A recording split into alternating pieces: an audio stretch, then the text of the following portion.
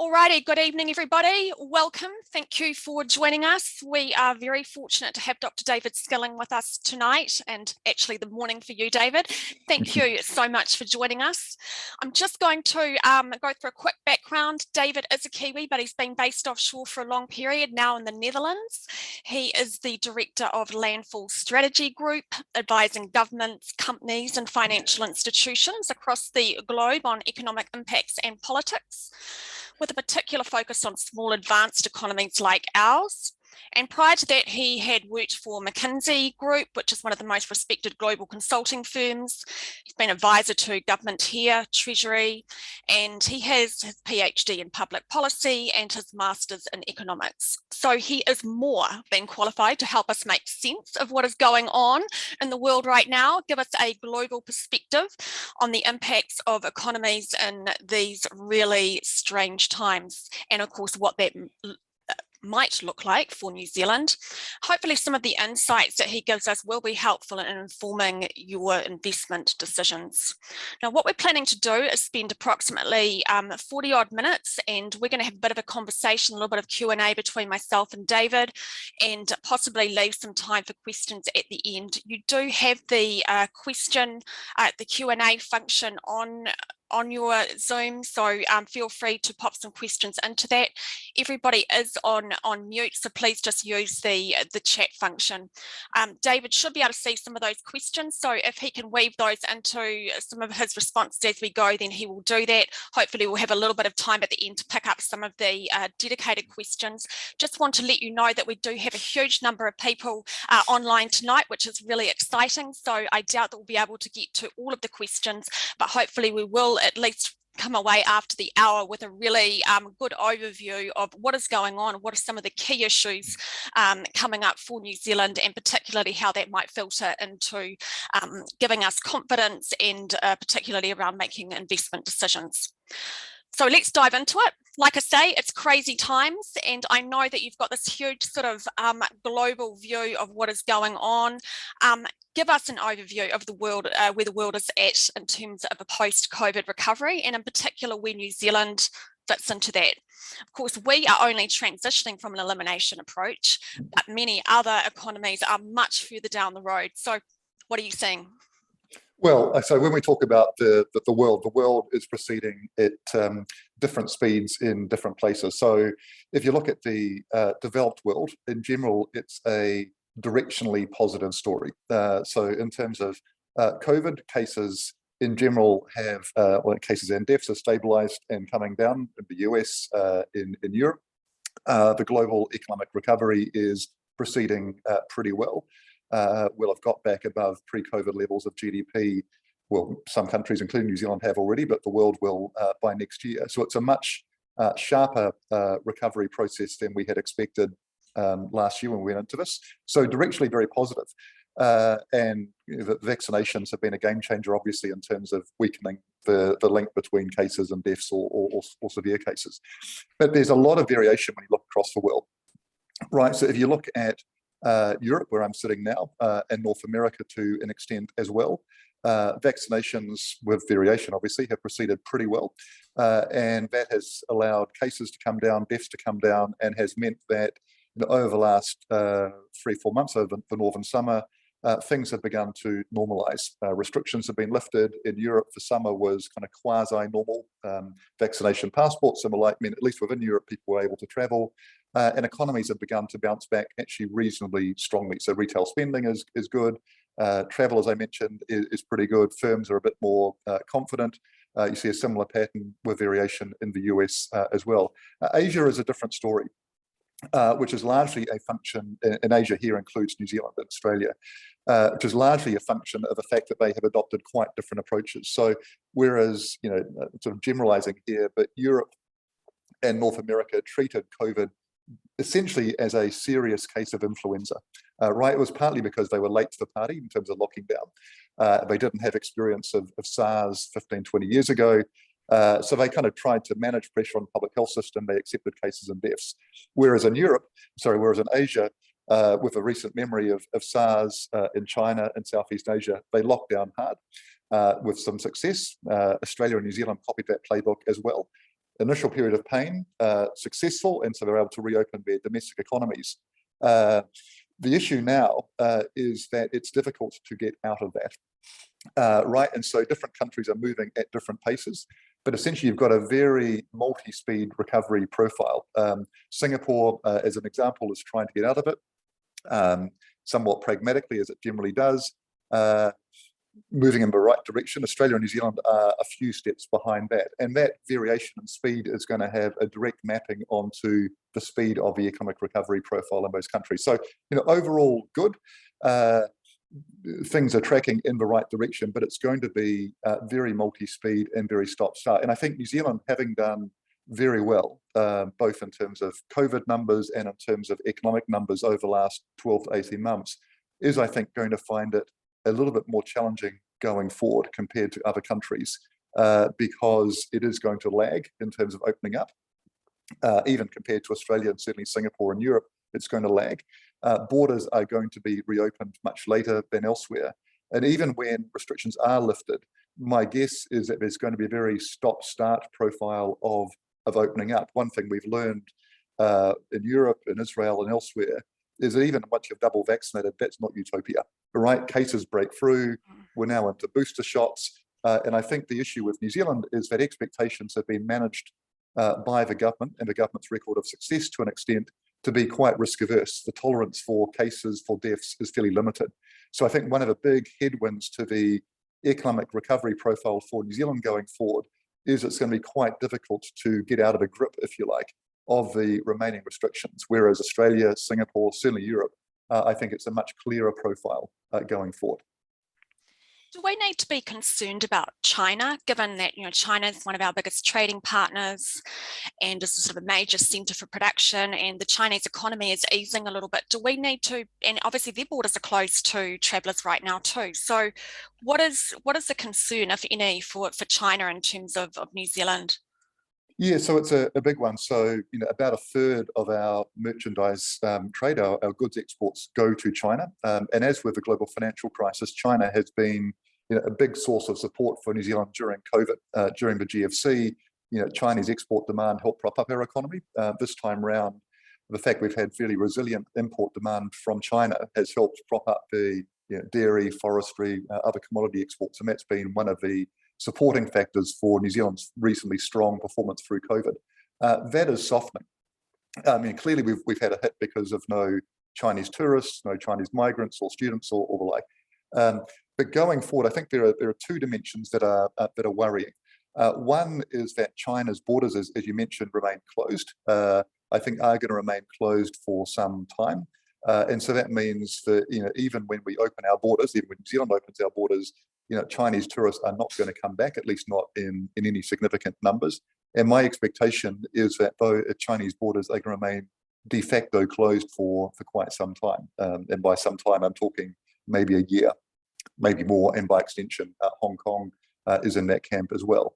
But even aside from those sort of short-term factors, the Chinese economy is slowing in a more structural sense as well. You'll be familiar, I'm sure, with the Evergrande story, the property sort of bubble, if you like, deflating. I'm not particularly concerned that it's going to be an implosion of the type that Lehman was in the US. But it's certainly going to be a deflation of the Chinese economic story. There's going to be less debt, less property fueled, and so Chinese trend rates of growth are just going to be slower. Now, if you're directly exposed, as Australia is in terms of iron ore exports, which is obviously a big input into the construction sector, that's a big blow. I mean, iron ore prices are down circa 35–40% over the last few months, off very very strong prices. So that's a direct hit to Australia.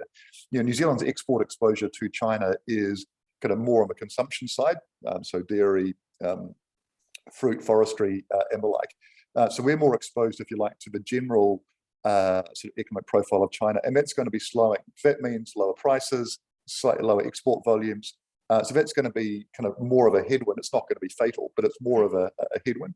I think that's going to be kind of an ongoing kind of just process of China transitioning to something different. So we're not going to see the sort of export growth numbers we have seen. I think the final factor I would mention on China is that China is not just a large market. it's also a very, very complicated bilateral political relationship. We've seen Australia and China run into problems over the last several months, and indeed prior to that, as have many other countries in Asia from time to time. China is still sanctioning, many of Australia's exports, at least those that are not sort of necessary. So iron ore is a necessary, but for barley, for fruit, and the like, Australia is still in the doghouse. New Zealand has avoided that for the most part because we have adopted a very neutral, careful, diplomatic approach to China. We go out of our way not to annoy China, not to say things that will cause friction. But that is going to become, I think, more difficult for New Zealand to manage. The US is applying more pressure on us. China is becoming more assertive. And so I don't see anything near term. One thing that makes China a complicated relationship, particularly given our level of exposure, is the fact that you are going to have these bilateral political tensions crop up from time to time. So China remains important. It's been very, very helpful to us, but it's not going to be, the same kind of supporting factor for New Zealand as it has been. And that's one thing I think that makes me a little bit cautious about the New Zealand economic outlook. That kind of external economic engine is just going to be slowing a little bit. So when you say not in the near term, I mean, what sort of time frame because I'm kind of hearing from you that it's sort of inevitable that our relationship with China will be challenged at some point. Have you got a sort of a sense of timing or sequence of events that might sort of lead us to when we sort of might get into some sort of murky waters? Well, no, it depends. It's difficult to time because a lot of this depends on China's behaviour. I mean, the reason that Australia and China are, encountering these tensions at the moment is not so much Australia's doing, as much as China kind of forcing Australia's hand. Australia perhaps has been a bit punchy when it could have not been as punchy, but in general, China has become a lot more assertive under President Xi. There are domestic political reasons for that, and they're coming in November into one of their kind of big flagship meetings. But even after that, my expectation is that kind of nationalism in China, a sense of kind of a rising China, are going to continue to animate the way in which China conducts itself, be it Taiwan, South China Sea, US China, and the like.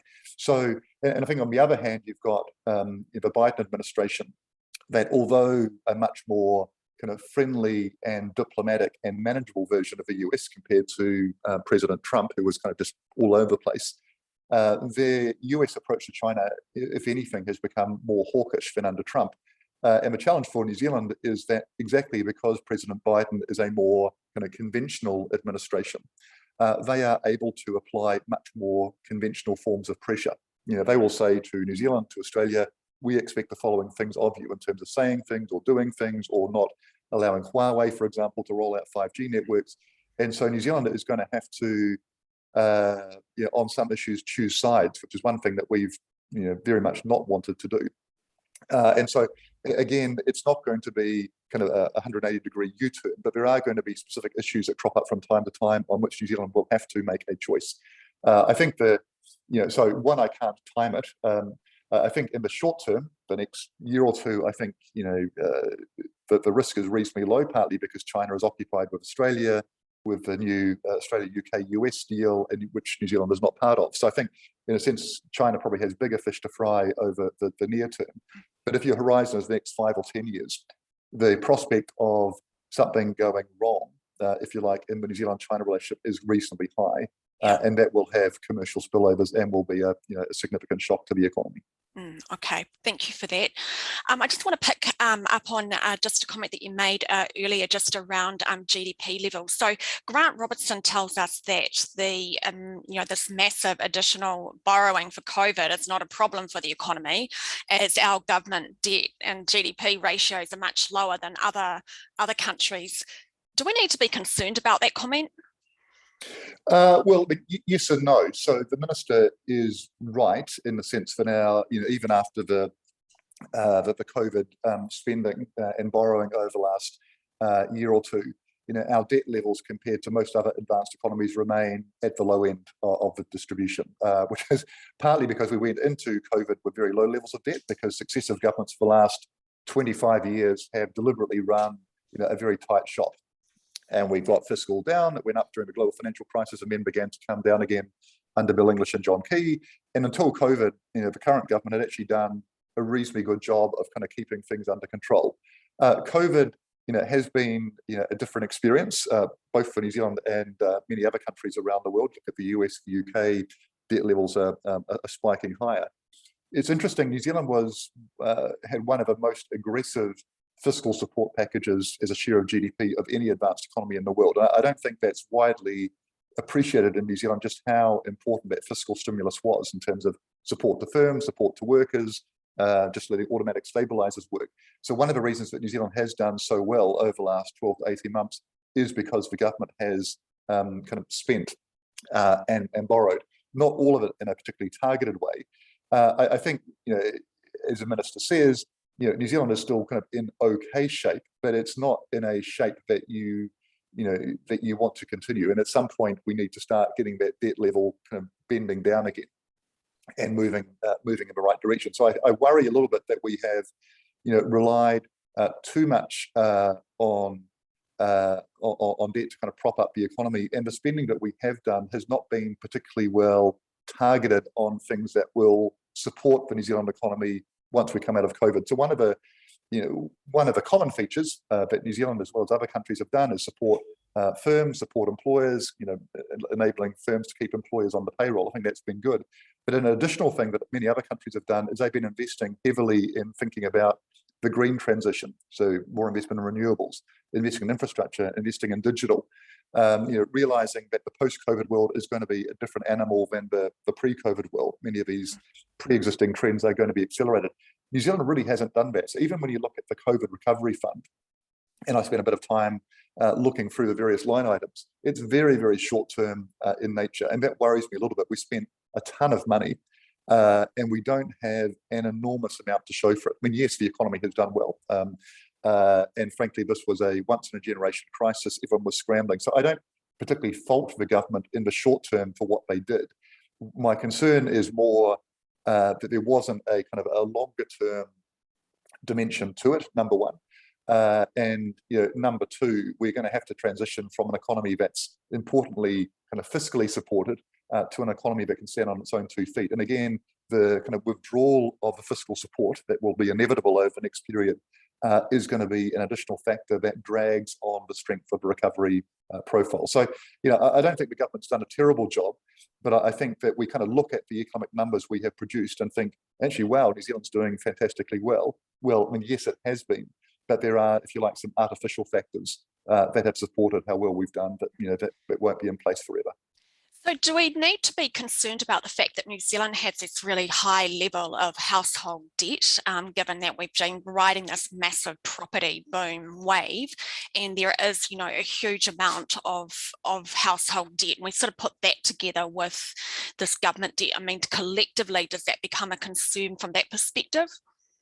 Not well. I mean, I'm not super concerned about our kind of overall debt levels. I mean, yes, household debt has increased, but it's actually not as high as a share of GDP as you might imagine. I mean, household balance sheets are in sort of reasonably good shape. I mean, yes, if there was a spike in interest rates, we would need to be a little bit careful, but no more than other countries. I think the issue is more, household balance sheets are heavily skewed towards property. And one of the things that has supported the economic recovery profile in New Zealand over the last 18 months is that people feel wealthier, partly because labour market outcomes have been good, unemployment's been pretty low, people have been kept attached to the labour market, but also every time they check the value of their property, it seems to be higher and higher and higher. And so there's a very strong relationship between people's willingness to spend and their level of confidence and their kind of the asset side, if you like, of their household balance sheet. So yes, New Zealand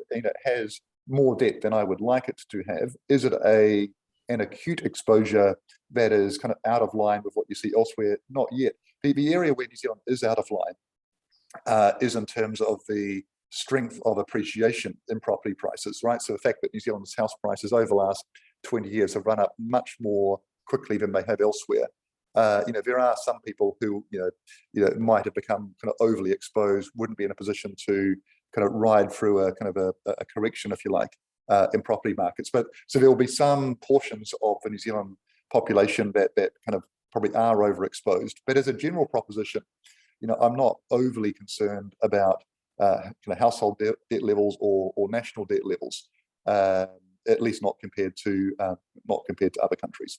Okay, I'd like to just circle back a little bit later just on some of those things around price growth in New Zealand and some of those things that you just mentioned around property. So I haven't sort of lost track of that, but I just want to move on to interest rates and inflation, because I know this is very topical right now and obviously affects a huge number of us.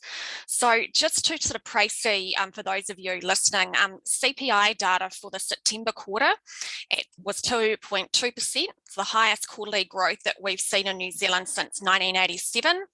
And then the annual CPI growth for the year to September is also somewhere around a 10-year high. Tell me if I'm wrong, David. No. You know, this is kind of inflation's doing its thing. What do you make of that? First of all, let's talk about the key drivers of this inflation. I think let's get that clear. Is it just the supply chain disrupt? Is it, is the resilience of our economy in there? What is driving this? Yeah, so I mean, I think a couple of things. One, the Q3 CPI number that you mentioned blew all expectations out of the water, right? It came in well above even the top end of expectations, including of the Reserve Bank and Treasury. So this was unexpected. I think there are some short-term drivers of this, which is one reason that a lot of people got it wrong, which is around supply chain. So the cost of imports, the cost of shipping stuff to New Zealand is just a lot higher. Energy prices have spiked higher as well. New Zealand is somewhat resilient because we've got a lot of kind of domestically produced electricity, but in terms of oil and coming into the country, that's more expensive than it was. So there are kind of some short-term factors that I think will, over the course of the next, pick a number, sort of 6 to 12 months, begin to fade off. Supply chains will become, the frictions there will begin to moderate. Over time, it's not going to happen tomorrow, but over the next 6 or 12 months, it will. So that will, some of those sort of short-term factors that have, supported, if you like, a very high CPI reading will begin to fade. But I think there are some more structural features that are at work here in a New Zealand context. And it's the interaction of what has been a very strong economic recovery profile. The New Zealand economy has gone gangbusters over the last year since Q2 2020, when it kind of bottomed out. It's recovered incredibly quickly. And so you've got a very strong, if you like, demand side of the economy bumping up against, what are some quite tight supply side constraints. And the most important supply side constraint is labor, right? So if you look at all of the surveys, firm level surveys, what are your constraints on expansion? How easy is it to source labor? All of them, are at, multi-year, if not multi-decade highs, right? So firms are struggling with access to labor, having to pay that labor more. Now, this is partly a migration story, right? So one of the immediate implications of having closed borders is that we can't have migrants coming in. Yes, New Zealanders can't leave, but the migration numbers have collapsed from around sort of 70,000 a year pre-COVID to just a handful of thousand now. So even though the fact that New Zealanders can't leave, we're not attracting foreigners in. And for sectors that are exposed to migrant labour, so accommodation, hospitality, retail, the care sector, construction, agriculture to an extent, all of those sectors are finding it really, really hard to get labour. So, and the thing about the New Zealand economy to remember is we are a very labour-intensive growth model economy. All right, so our GDP growth is heavily driven by growth in hours worked. Productivity growth is a fairly small contribution. So if we run into constraints in terms of labour supply, bearing in mind unemployment's already very, very low, and we're not getting migrant labour coming in, there are going to be frictions that begin to emerge that are going to put pressure on wages. That are going to force firms to pass through some of these cost increases onto their customers. So, if you look at the track between wage growth and non-tradable CPI, it's actually pretty tight. If you look at inflation expectations and wage expectations, again, you see a common track. So I think the thing that gives me a bit of sort of pause for concern is that there are some structural factors that are driving CPI higher that are not going to fade away. So for as long as the New Zealand economy continues to grow reasonably strongly, and I think the outlook is actually decent, then inflation is going to be something that we have to grapple with. And again, it's a function of this kind of growth model that we have in the country. We're very, very labour intensive. One thing that could get us out of this bind, if you like, is if firms were investing more in technology, in automation, to kind of find ways to be not so reliant on labour. But if you look at the investment numbers, the investment expectations plans for bank borrowing by businesses, all of those remain pretty soft, right? So the implication is, we should expect aspects of this inflation story to be with us for some time. And by extension, that means that the Reserve Bank is going to be under pressure to continue to raise the policy rate, the OCR, for some time, perhaps at a slightly faster rate than would have been expected, even sort of 2-3 months ago.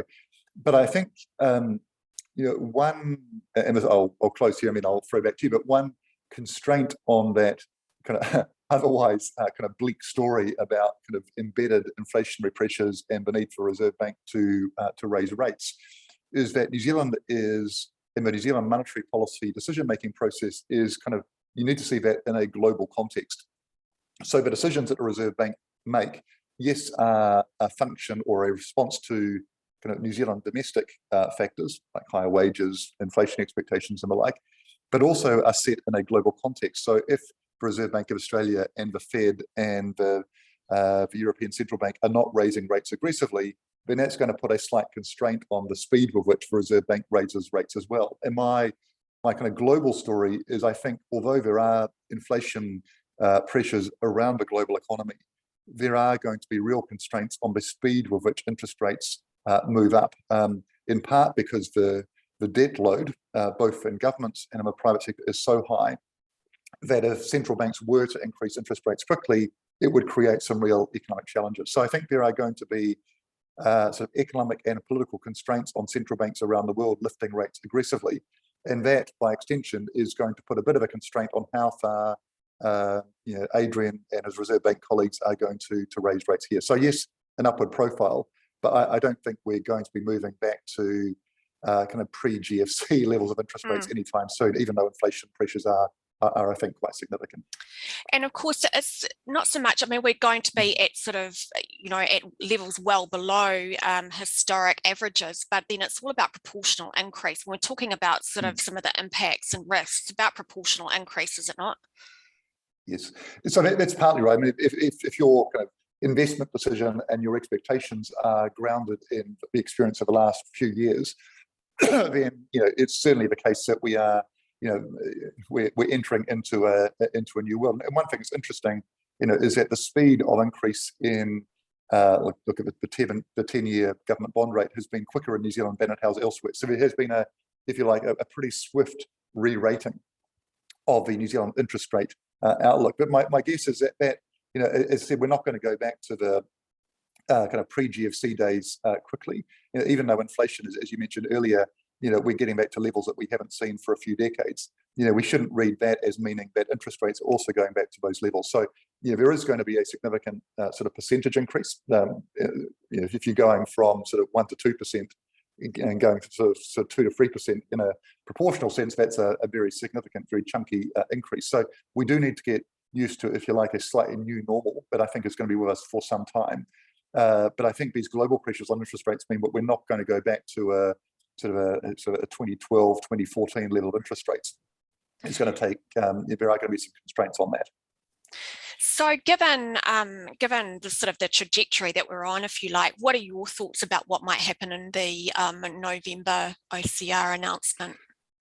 Just asking you to crystal ball gaze a little bit. Well, yeah, I think it's, they really don't have much of a choice. It's going to increase the only sort of question mark, I suppose, is how aggressively they do that, and they might decide to go hard, given that for reasons of timing in the meeting before last, they, if you like, had to kind of delay. So it's possible they will go by 50 points at the next meeting. But I think this is not an uncomplicated decision-making process. So, on the inflation, if you're simply looking at the inflation side of a story, I think the case for fairly swift, fairly aggressive Reserve Bank action is reasonably clear. These are inflation numbers that we haven't seen printed for quite some time.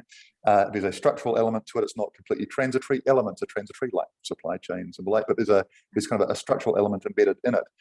But if you then look at the other side of the economy and say, well, okay, inflation pressures are increasing, but what is the strength of the economic outlook for New Zealand going forward? Yes, we've done incredibly well over the last 12 to 18 months, or since the trough in the middle of last year. But we do have a series of, if you like, constraints beginning to emerge that might begin to soften the economic outlook. So, although COVID restrictions are being lifted, in terms of hopefully once vaccination rates get to whatever today's threshold is, that's going to be, I think, a very stop-start process. Borders are going to remain, closed for a while longer. New Zealand is going to be lagging. There's damage done because of the COVID restrictions to a lot of firms across the economy.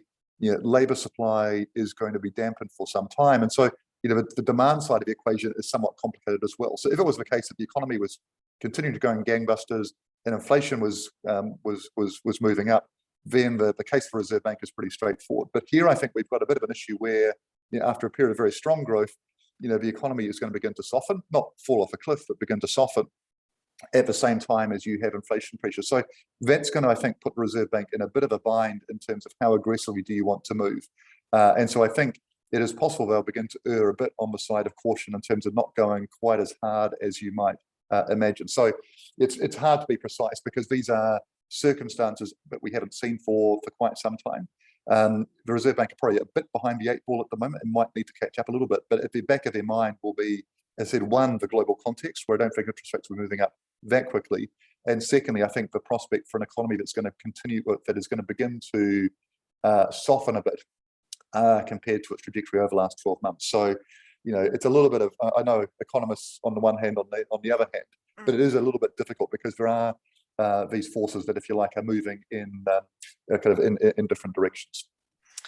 Thank you for that, because that sort of answered a few questions that I had around this, sort of rolled into one. I guess that, and I'm having spoken to a number of our investors during the lockdown period. I mean, Auckland's in its 10th week of being locked down, and we're all hearing business stories that are that make us think this is going to create a huge amount of carnage, and wondering where the economy actually is going to end up. So when you're looking at interest rate rises and the impacts of that, it's hard to kind of reconcile, I guess, when you're kind of in the thick of it. What you're offering is that sort of view that's a little bit bird's eye. So thank you for that. I'm sure that everyone listening is sort of wanting to get a sense of just what the Reserve Bank might do in November, because I guess it feels that once we increase interest rates at a time when we've got there's already increased cost. We've got a lot of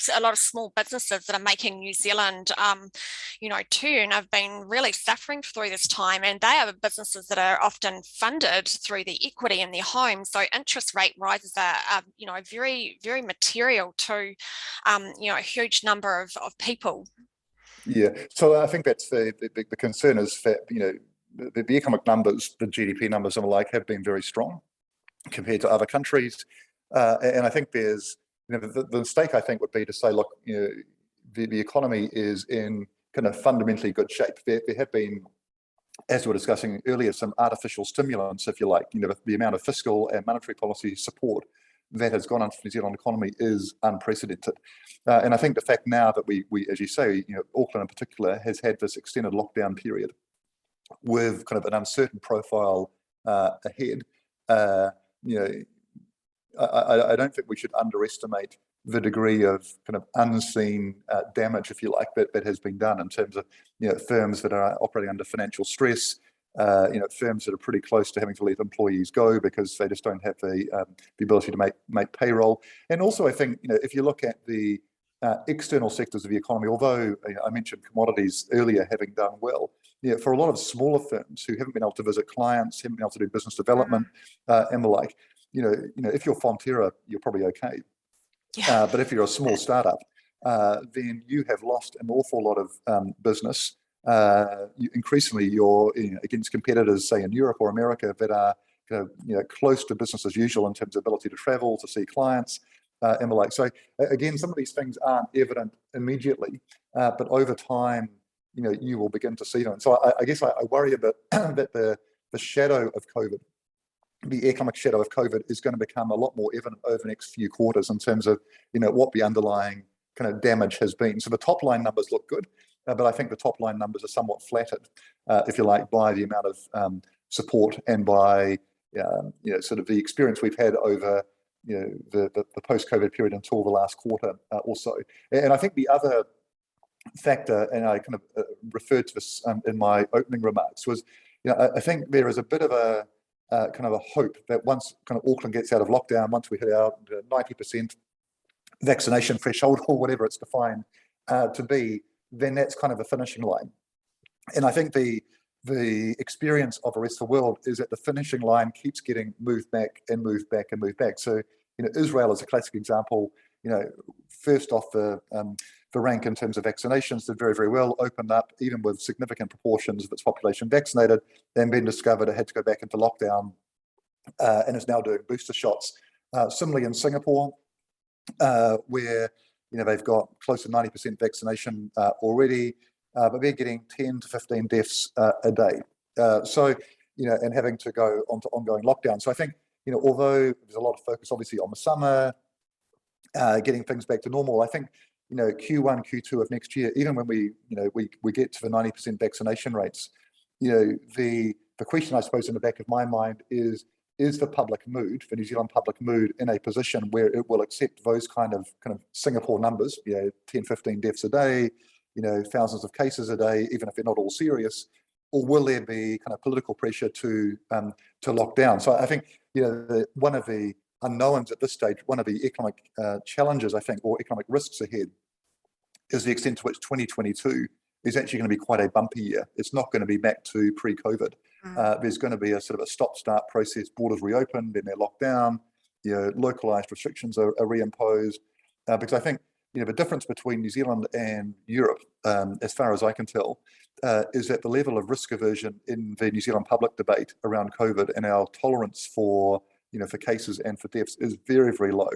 I mean, the government's messaging, partly because they've been very successful, the government's messaging has been quite powerful in terms of sort of shaping what is kind of a reasonable outcome. And what is seen as reasonable in New Zealand is quite different to what is seen as reasonable in Singapore, in Europe. And I think unless that is sort of addressed, my concern is that New Zealand will find next year quite a bumpy year. And that is going to drag, I think, on the economic outlook. Okay, thank you for that. I'm just watching our time, and there are a few questions there. So I just want to move to the New Zealand property market. I acknowledge that you don't have your hands in this in a granular sense, but just looking to get some comments from you that might be helpful, particularly from the dynamics and those factors that drive the market.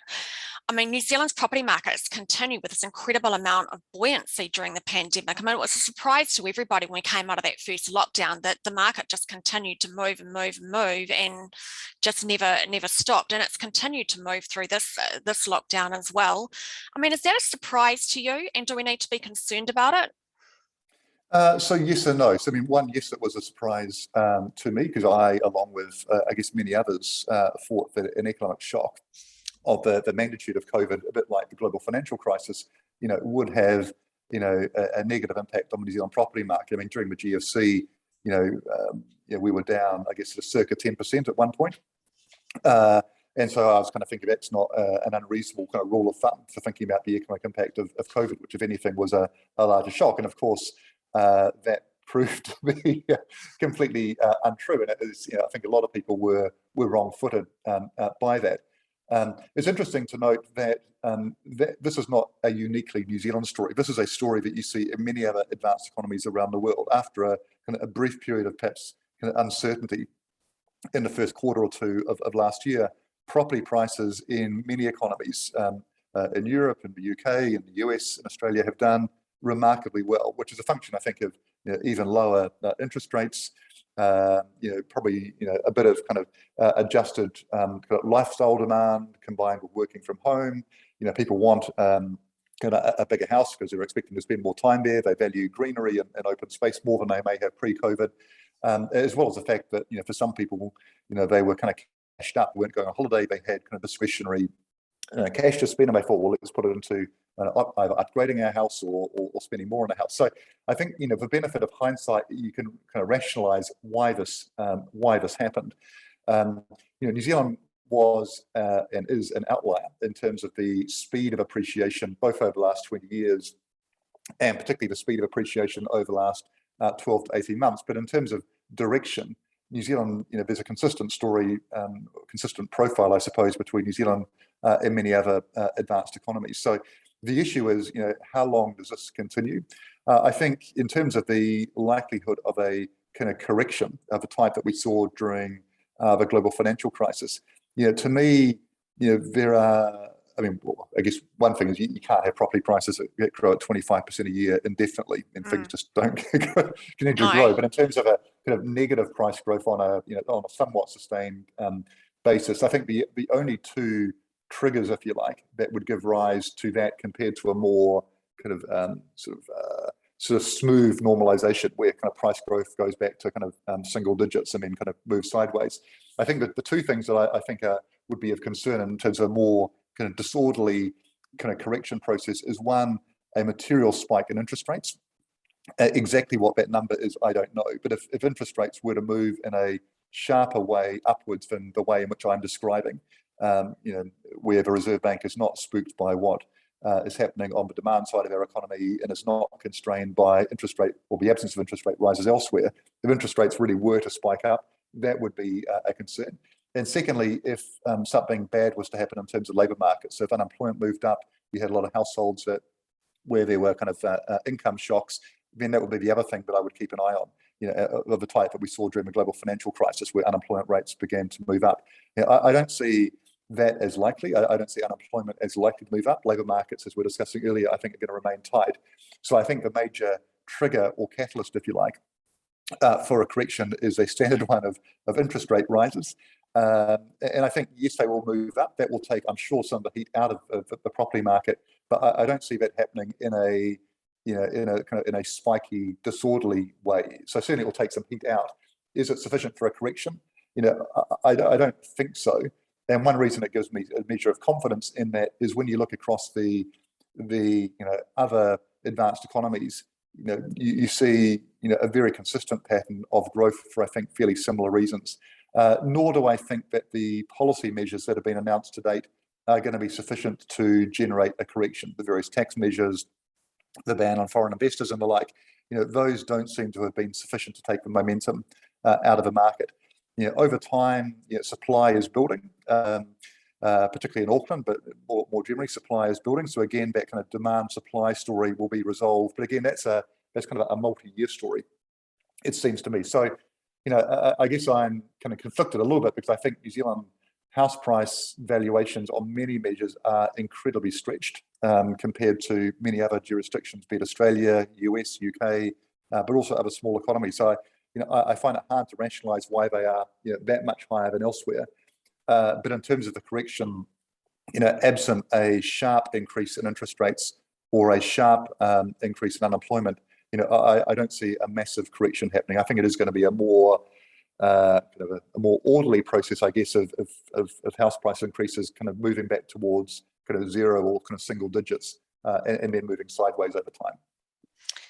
So yeah, you're right. I mean, there seems to be all these measures that have been thrown at the, at the property market in terms on the demand side. So, for example, the interest tax deductibility rules and the extension of the bright line test were, were meant to put a huge dampener on this, but they haven't.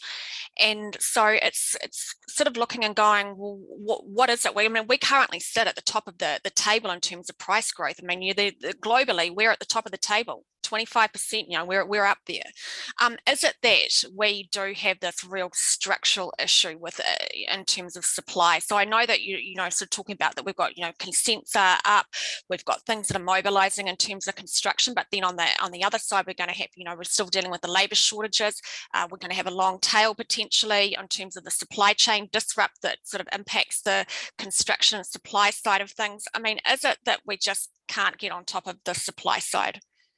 Yeah, I think yes is the answer to that, and we've from a policy perspective, be it in terms of supporting supply with various tax measures, we in New Zealand have always been quite reactive. So, it is the case if you look globally that some of these policy measures do make a difference. So Singapore is the classic example. So this is kind of post GFC, when the Singapore government saw property prices begin to move up, and they said, we don't want that. We want a kind of a more kind of managed profile.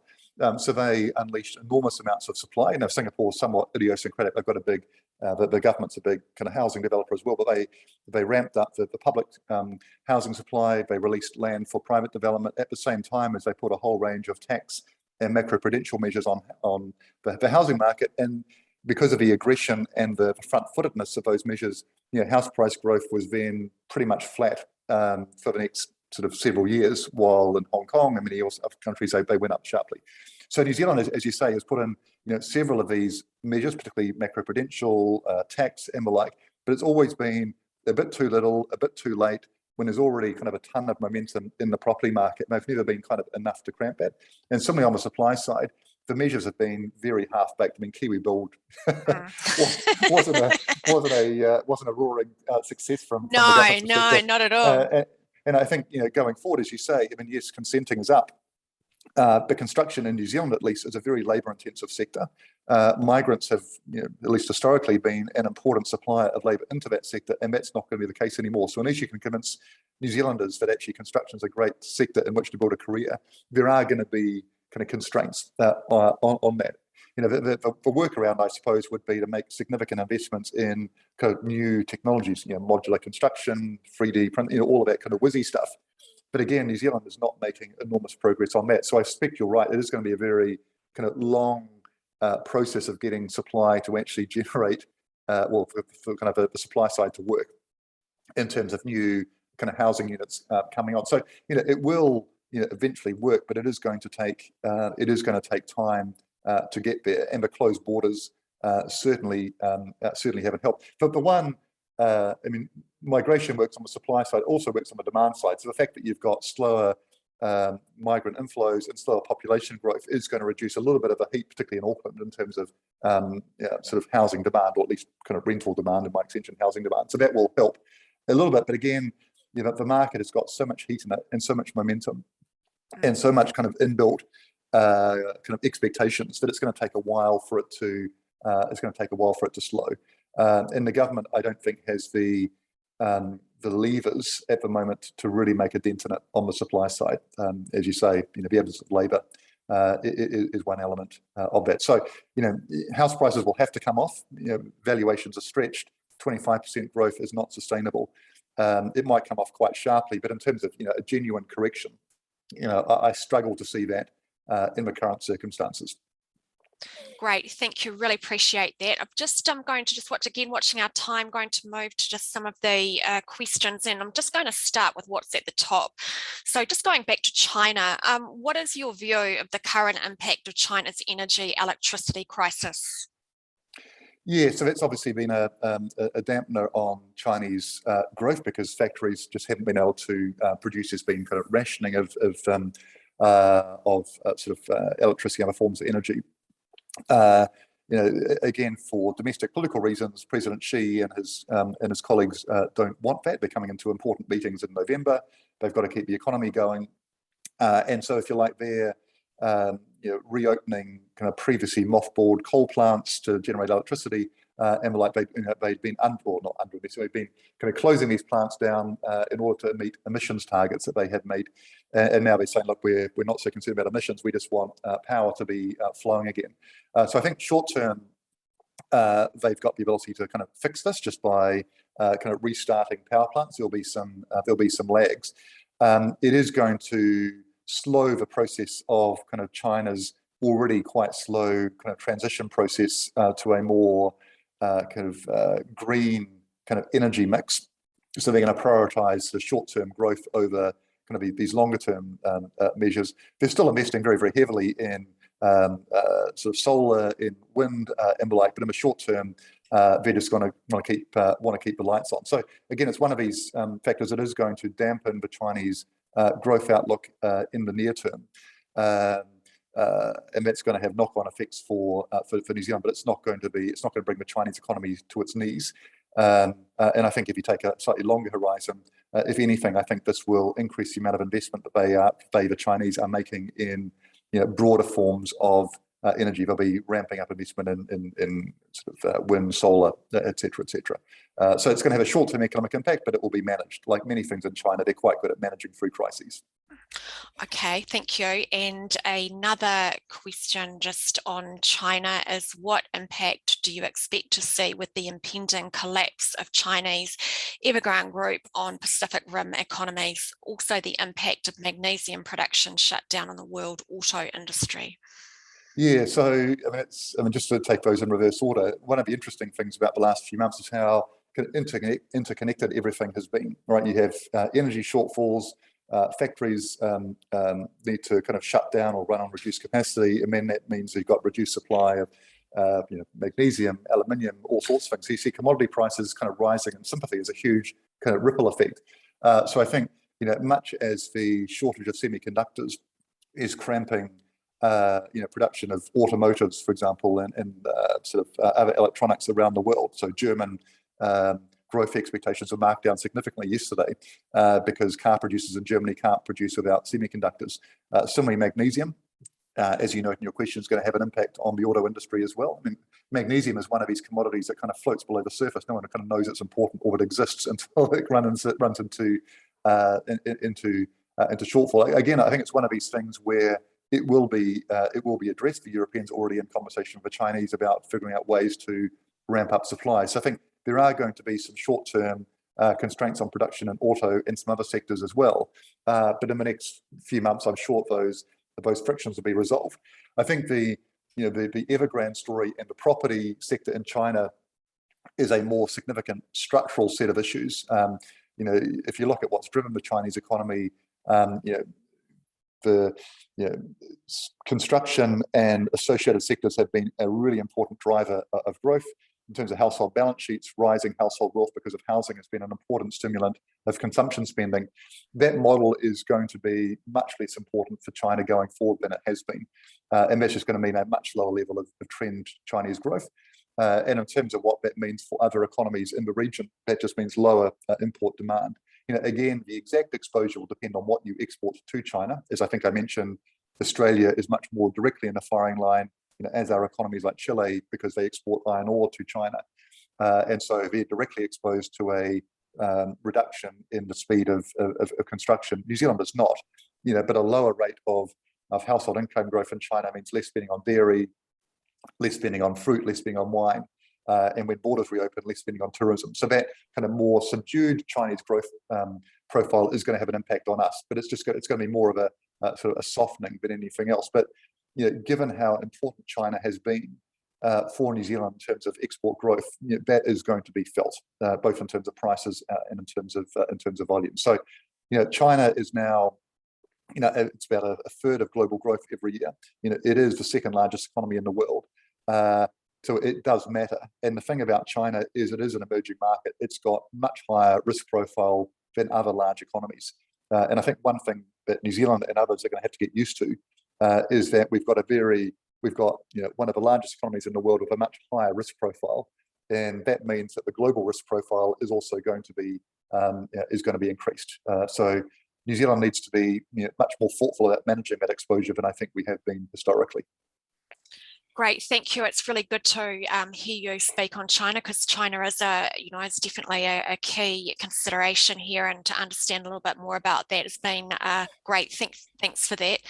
Just got 5 minutes to run. I've had a quick scan through some of the other questions here, and I'm pretty confident that most of those have been pretty much answered throughout the conversation. David, I just want to give you an opportunity. The last 5 minutes is perhaps speak to anything that I haven't asked that I should have, in terms of what our investors might need to be looking out for or considering as they sort of go forward and make sort of investment decisions in the next sort of 12, 18 months.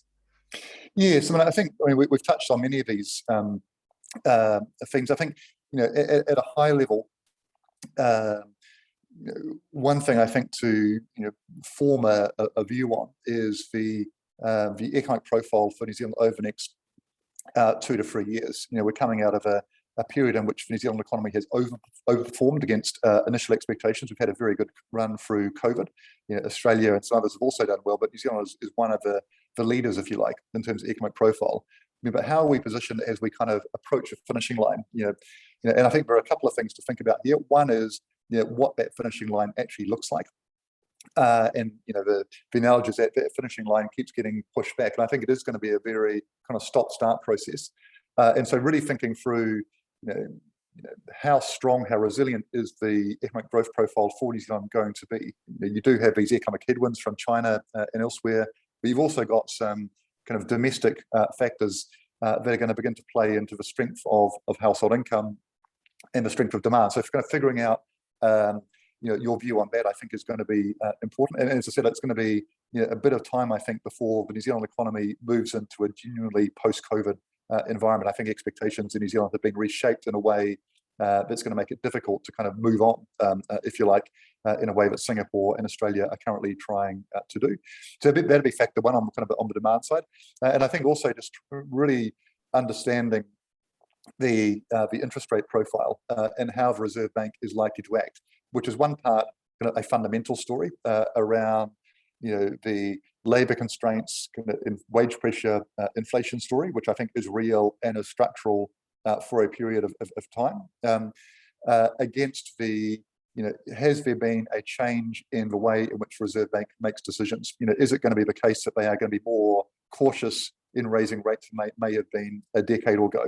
And again, I think they are going to take a cue from central banks the world over that I think are going to become a little bit more cautious in raising rates. So, interest rates will increase, but by how much, I think, is a bit of an open question. So those are the two things I think from a property investor perspective are two things to keep in mind. And I think the third thing is more of a structural post-COVID set of observations, which is, I mentioned obliquely on the way through that one of the features that has supported residential house price growth through the COVID crisis has been kind of changed preferences. People are working from home more often, demand for lifestyle. But I think in a broader sense, figuring out what that working from home dynamic is going to look like going forward, how sustainable is it? Are people going to go back to the office? And I think on the commercial real estate side of it, what does that profile look like as well? The rise of e-commerce. We've also got some supply chain disruptions that we're trying to navigate. Is that going to lead to kind of different profiles in terms of kind of commercial and industrial real estate use as well? So, the post-COVID world, I think, is going to be a little bit different than the pre-COVID world in terms of, on a range of dimensions, working from home, e-commerce, new business models, new sectors are going to be growing at kind of various speeds. Anything in the tech sector, for example, I think is going to be growing very, very strongly compared to some more traditional sectors. So I think just trying to figure out in a New Zealand context, how do some of those structural kind of post-COVID economic dynamics play out? And what's the point of intersection with the real estate sector, both residential, but also more broadly commercial and industrial? I think there are going to be some quite significant differences there as well. So those would be my closing comments, Lisa. Brilliant. Thank you so much. A very valuable and qualified perspective. Truly grateful for those of you tuning in. Really hope that you found that enlightening and incredibly informing, as I have. David, really appreciate you giving us your time. And we'll hope to have you on again soon. Another 12 months, things will have moved on. There'll be a whole lot more to talk about. I look forward to it. Look, thank you so much for your time. And, Alrighty. Great. Okay, Thank take care. Great. Bye now. Bye-bye.